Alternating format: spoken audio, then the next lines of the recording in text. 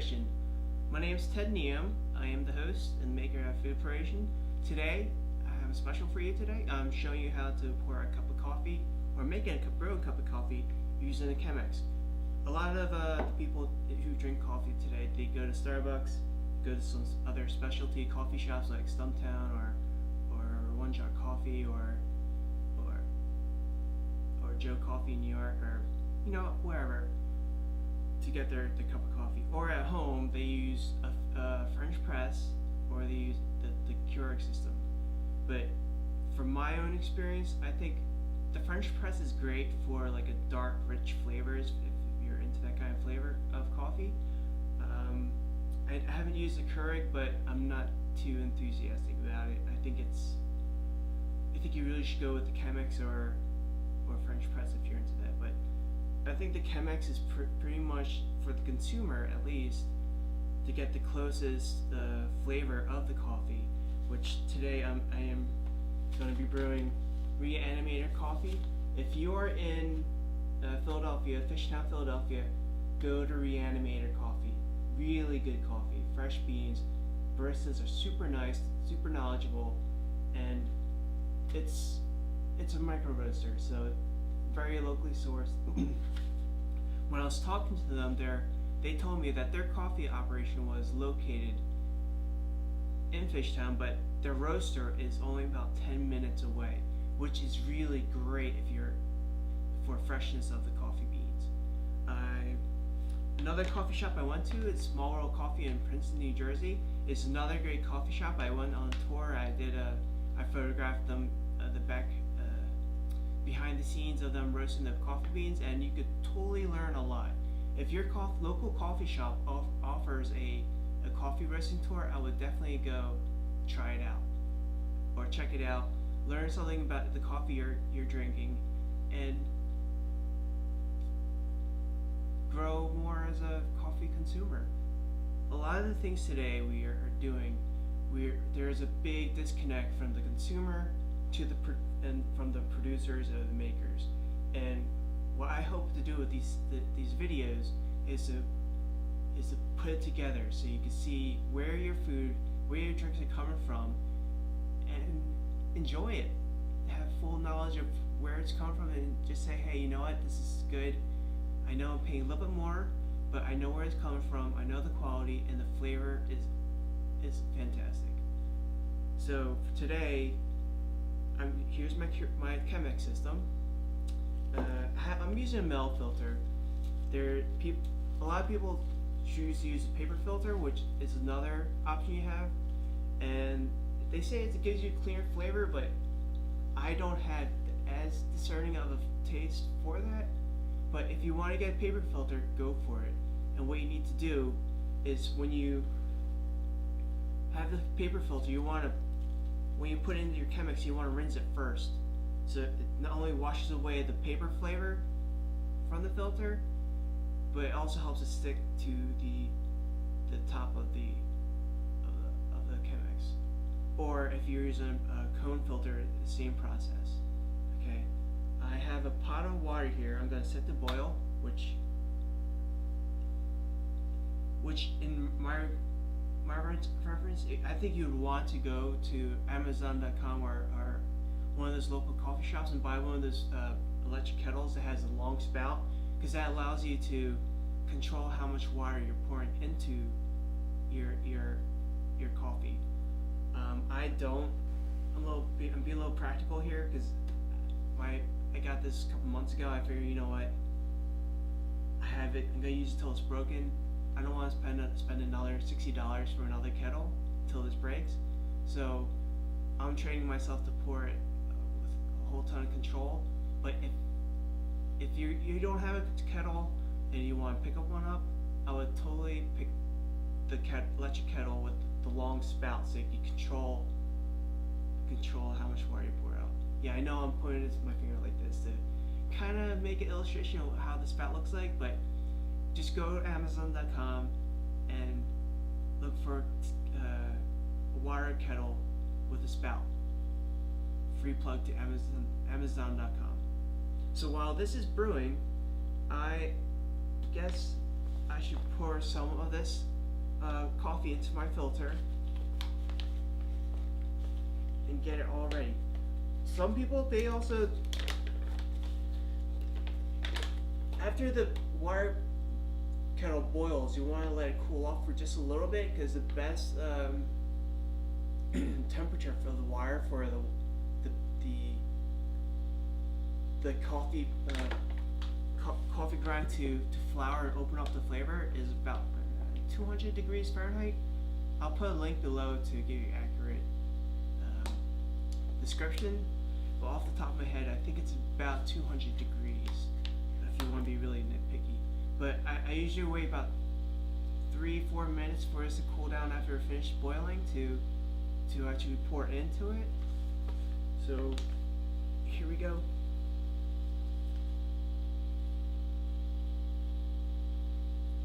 I'm putting in about, for one person, putting about a tablespoon and a half of the coffee grind into the Chemex, because it's just me drinking it. Oh, speaking of coffee grind, this was already pre-ground for the Chemex from reAnimator Coffee.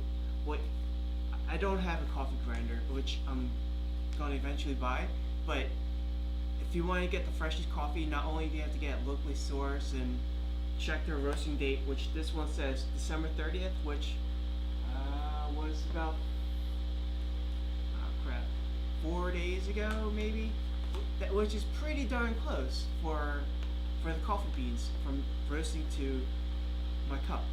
But if you want to get the freshest one, you just get it ground, get the beans whole, and just when you have the coffee grinder, choose the settings for the type of coffee making device you have.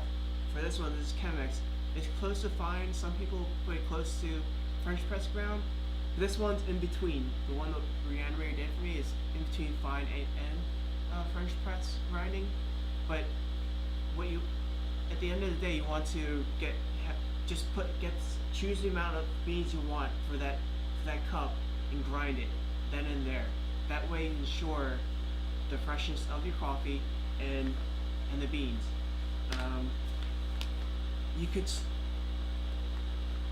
When I went to Melita Coffee House, I don't know, last year, these guys told me after picking up a bag of coffee from them that you could just put the coffee in the refrigerator, put the coffee beans. I generally would not do that because it can absorb the atmosphere inside the fridge. And I don't know about you, but if your fridge is kind of danky and smelly, that odor is gonna seep into your coffee beans. So I just get a small bag, like this is looks like 12 ounces, which is great for me for like a week's worth of coffee. So buy what you need at that point. Okay, I don't think you need a 12-ounce bag, or not 12 ounce, one of those huge factory bags of coffee to store in your house, because after a while the beans get bad. It's the nature of our food products. They tend to expire. So get a small bag and just enjoy it for that week, and then go back to the coffee shop and get another bag. I mean, it's like 2 birds with 1 stone. Get fresh coffee from the coffee shop and buy a bag of beans. I mean, I think the best place to get coffee is at a specialty coffee roaster, because not only do the baristas know how to make the coffee, but they usually brew it really fresh. So I think that's the best way to get your coffee. I know that with terms of economics, spending $2.50 for a cup of coffee could be a lot of money, but if you have the discerning taste and flavor of coffee, it's probably a better option than going to like Starbucks, Dunkin' Donuts, and then loading it up with sugar and milk. You're totally killing the flavor if you add a lot of sugar and milk into the coffee. A lot of people are just used to that. I'm not gonna diss it because I used to drink Starbucks a lot. It's how I got introduced to coffee. But I think as I grew up and I discovered more coffee shops, that found a better way to drink my coffee and enjoy my coffee. I mean, Starbucks is great if you need a fix then and there because there's so many of them. But if you can find a place like One Shot Coffee or reAnimator Coffee or Joe Coffee or Ultimo Coffee in like places like Philadelphia, I would totally go there. To be honest with you, I don't eat out very much. I tend to cook on my own and make my own food, so I'm saving money. I'm not really going out for food, but I do go out for coffee. I do go out for those drinks because I know where my interests are. While I do go out to eat to check things out, I just don't do it as often as going for coffee. It's almost done. You hear the water rustling through and the steam of the boiling water coming wafting out of the spout. It's getting there. So, all right. The water is boiled. You hear it. I just turn it on just so you can hear the rustling of the water. But it's cooled down a bit, and I'm going to start pouring. Now the tricky part is that I'm going to try to use my main camera to get the details of me pouring it into the Chemex. So let's see if I can do it. This current roast is a light roast. The light roasts are usually more you get more caffeine from the light roast than you get from the dark roast. And if you're going to get your coffee, get the light roast. A lot of like hotels and all that stuff, they invest in the dark roast, like French press and stuff. But that's just, in my opinion, that's just the easy way out because you can totally hide the flavor, whether it's fresh or not, using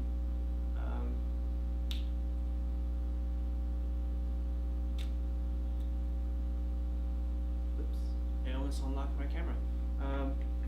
You could totally, where was I?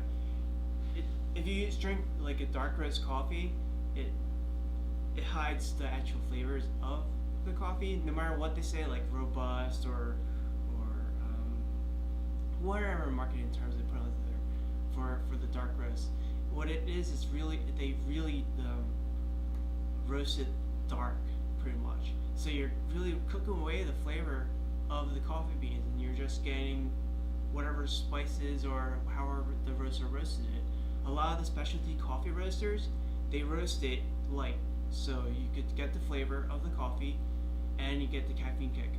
So they might go down to medium roast, which is like one stop lower or higher in terms of the heat of how they roast it. But other than that, the majority of specialty coffee roasters, they stay away from dark roasts for good reason. I mean, dark roast, you just, not only do you not get the caffeine that you want from a dark roast, but you just don't get the appreciation of the flavor of the coffee through dark roast. Alright, let's get this brewing going. Need some coffee right now. Alright, so I'm going to hold my camera like this. So this video is not only about making coffee, but it's also shooting it with one person, one-man band. Alright, that setting's good. I'm using a manual focus. I'm throwing some camera tech into these videos. Alright, there you go. So how you want to pour it is you want to control it, but you also want to go into a circular motion. This is tough. You don't want to go straight down the middle. You want to get an even pour of the coffee. I'm gonna look through this through the LCD screen.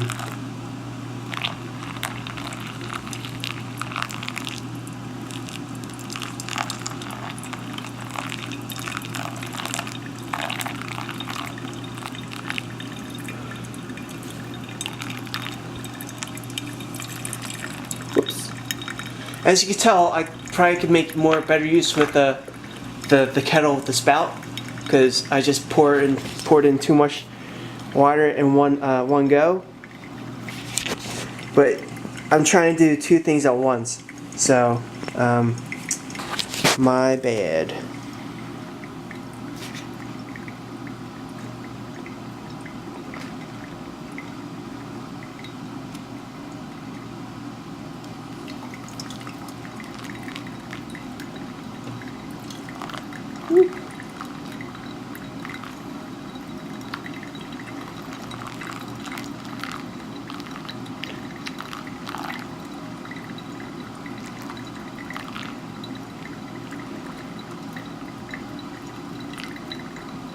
There's a great time today too for this, because it is.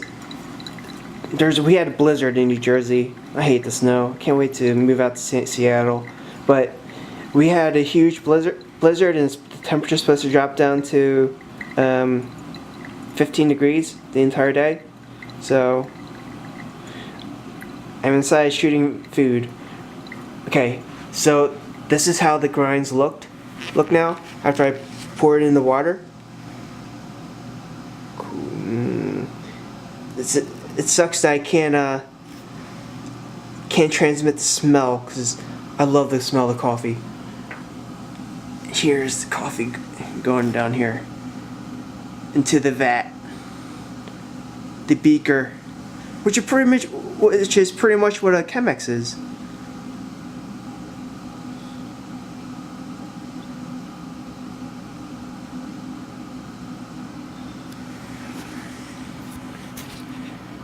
I'm going to pour it into my Old City coffee cup.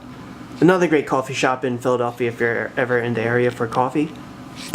Alright.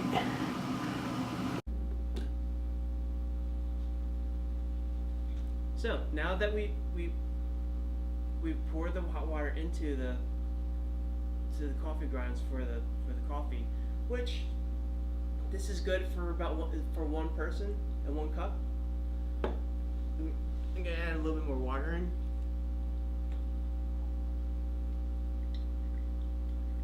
Just a touch. But after you brew it, after you pour in here, just toss the grinds, because you can't reuse the coffee grinds after you poured it in the first time. My dad would be like, "No, do it again. Save your coffee grinds." But no, you lose all the flavor. I mean, I guess he wants to save money, but if you want the freshest flavor, you can only do it once. 1 pour over. And I'll pour it into my cup.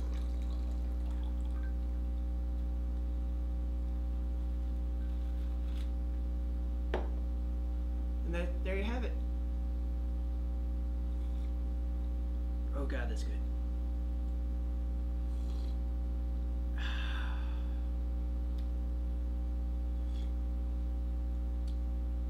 Definitely a lot of flowery notes into this current roast. Which one I got was the Guatemala Finca Valparaiso.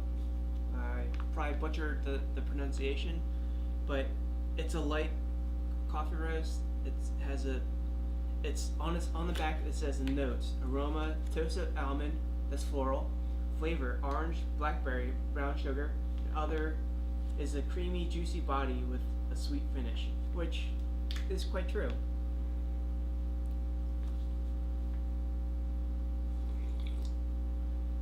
Oh man, that's why I love coffee.